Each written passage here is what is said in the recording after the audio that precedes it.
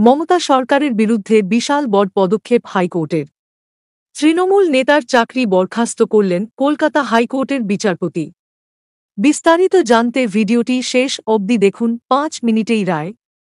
তৃণমূল নেতাকে চাকরি থেকে বরখাস্তের নির্দেশ দিল হাইকোর্ট। হাওড়ার তৃণমূল শিক্ষক নেতা শেখ সিরাজুল ইসলামের চাকরি বরখাস্তের নির্দেশ দিয়েছেন কলকাতা হাইকোর্টের বিচারপতি রাজা শেখর মান্থার ডিভিশন বেঞ্চ।